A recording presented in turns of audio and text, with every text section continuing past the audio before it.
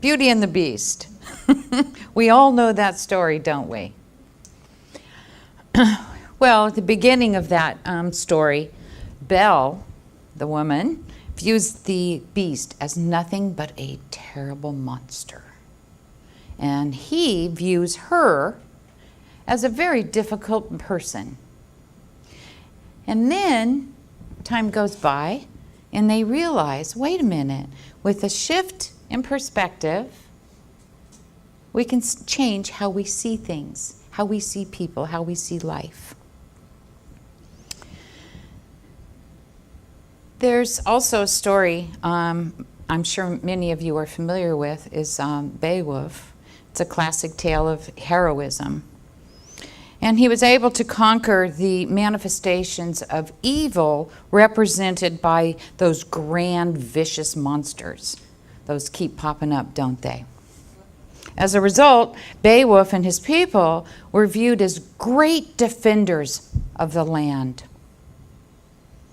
Also, they were defeating other armies, invading armies, leaving those who read that story sympathetic to Beowulf and his cause. Now that was an oral story, and it wasn't even written down until the 11th century, early 11th century.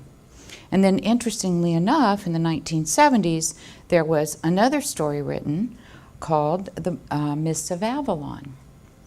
And that was a retelling of the legends of King Arthur from about that same era.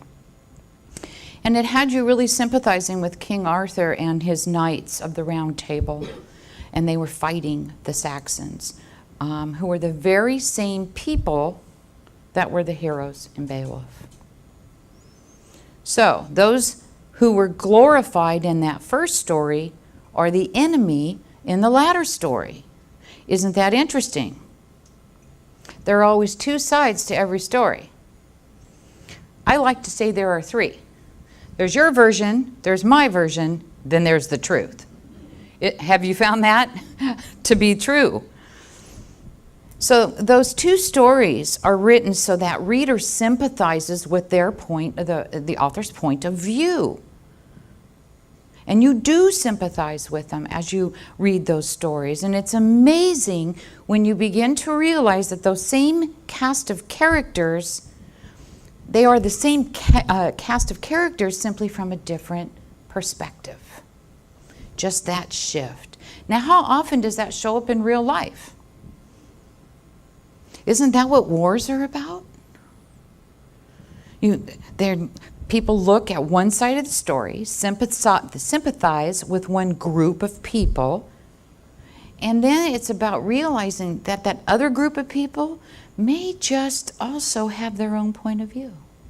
And maybe they feel as strongly as you do about your side.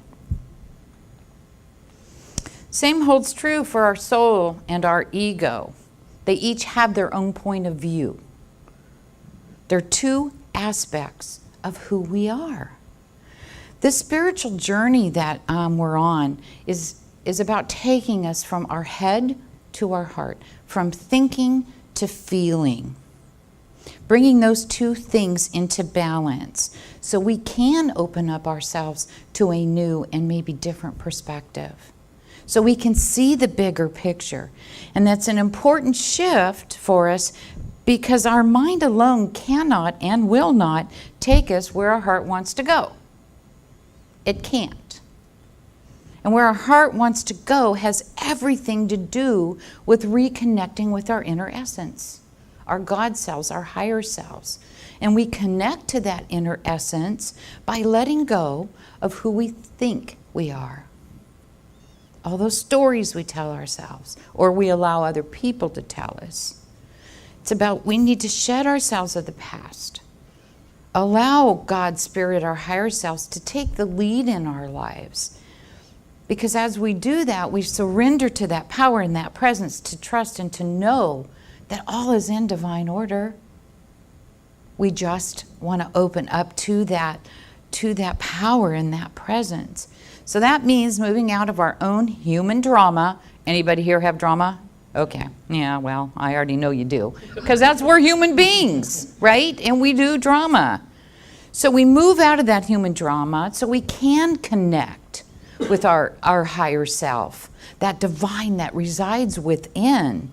And we must be willing to do that, because it's our willingness that opens that door to receive the love and the guidance from our higher self, or from God's source. Debbie Ford is an author, and in her book, The 21-Day Consciousness Cleanse, she refers to this divine power as the golden essence. And I just love that phrase. It's beautiful, the golden essence. And she writes this: to know your golden essence is to chip away at your external self and be willing to rediscover yourself in the highest and purest form. It is to glimpse the part of you that exists beyond your limitations, beyond your stories, beyond your doubts, fears, and insecurities, and beyond your critical mind. In other words, we need to shed that stuff, right? Let all that go, who we think we are. Go right to our core so we know our authentic self.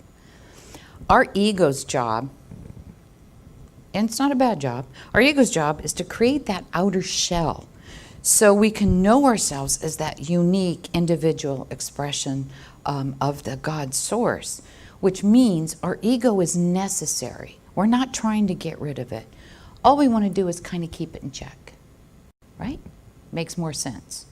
Ford contends that when we forget that our outer personal experience is only one aspect of who we are, we shut the door on that internal flame, on that divine flame.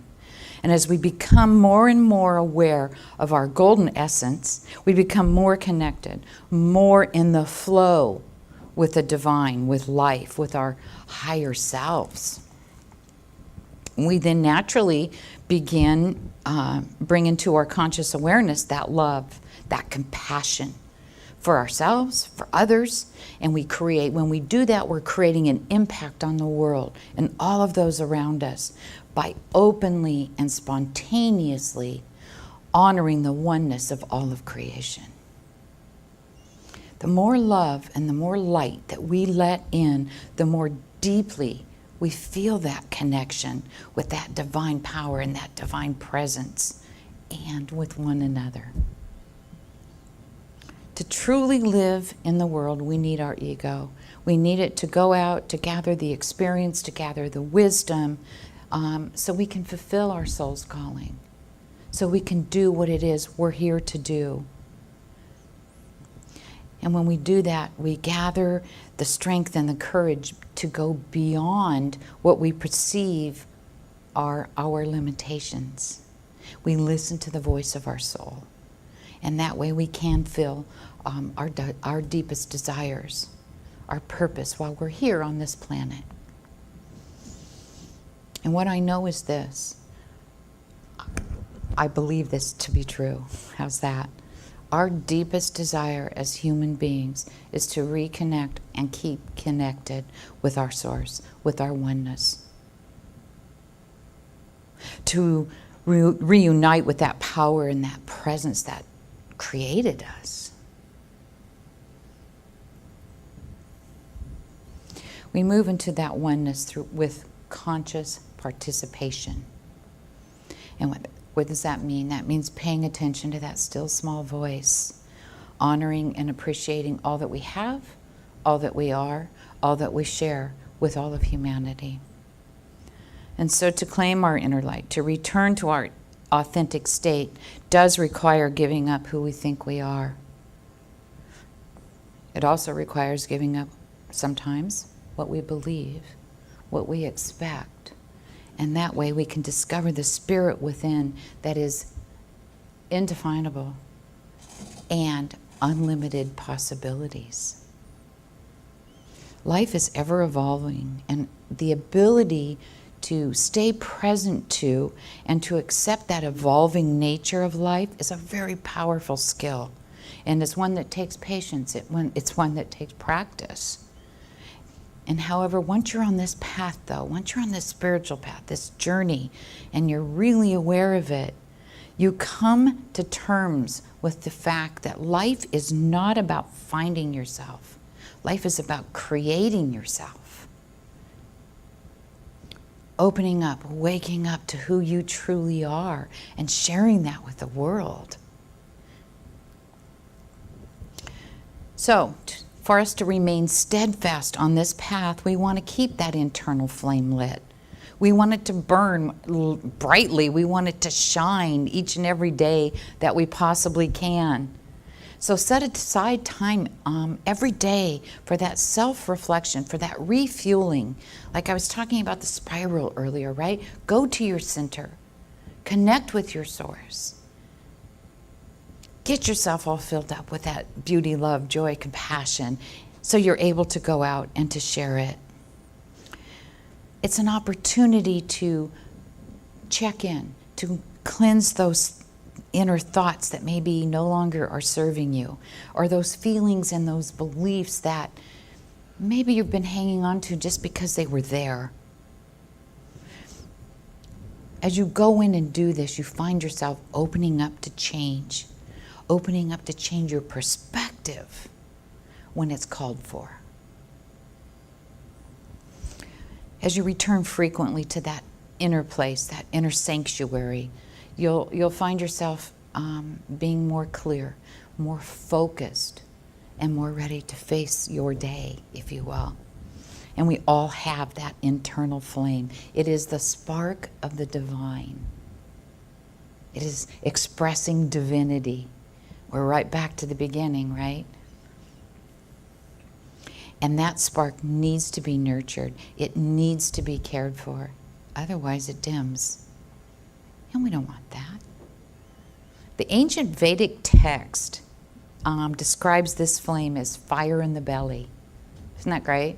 I know most of us have heard that term. It goes on to say it's an internal flame that has the power to digest what is no longer needed and to ward off pathogens, whether in the mind, the body, or in the spirit.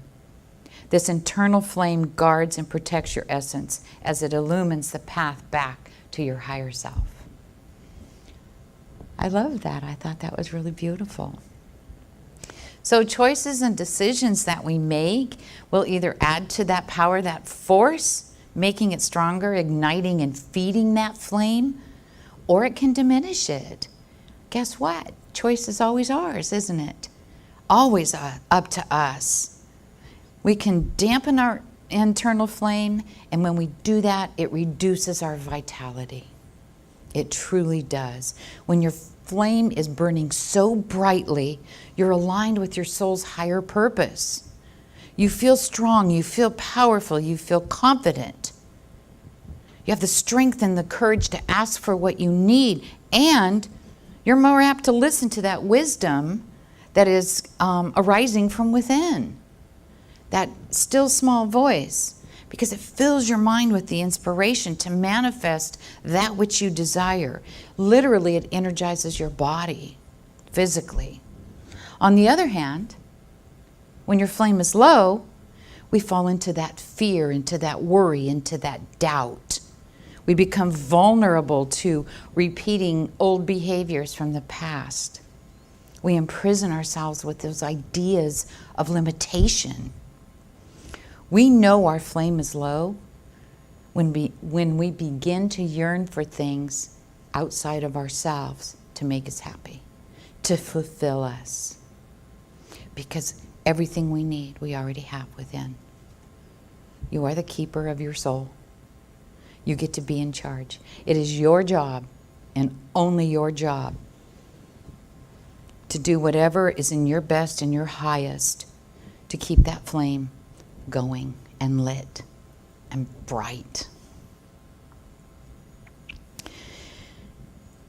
We probably have all asked the questions, why am I here? What's the purpose of life?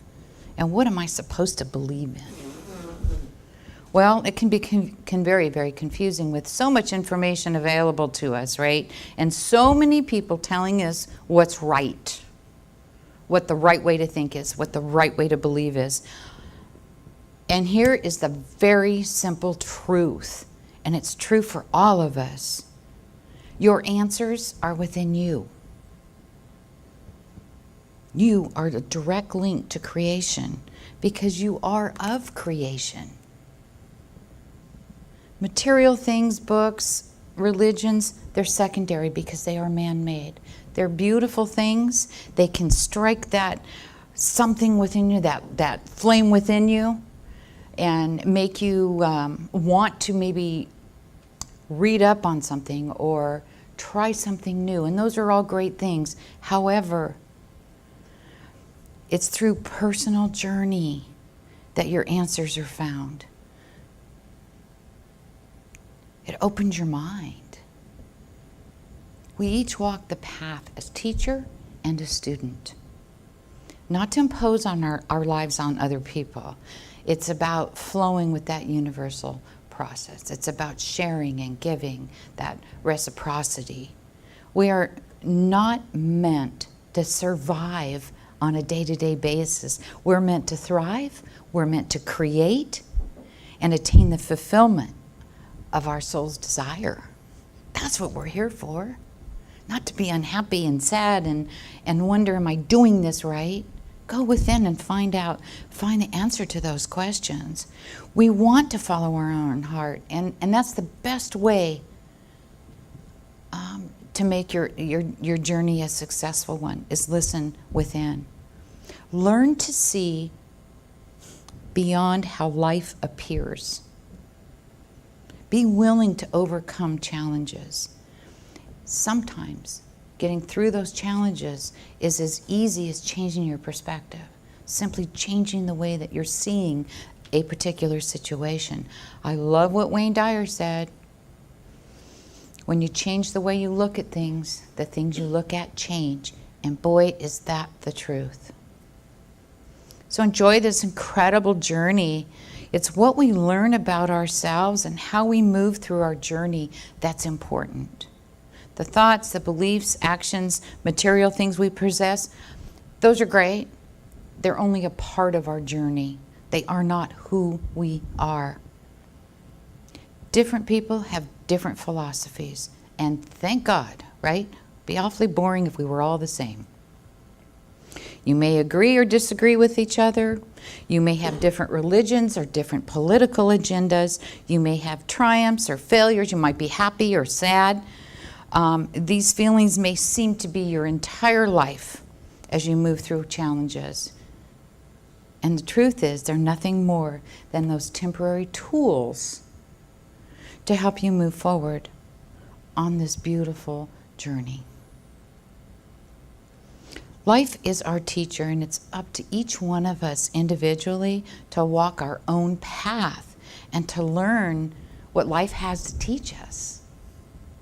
The life that you live is your journey, and the spark of life that lives it is within all of us. Thank you for being here while I shared this truth as I understand it.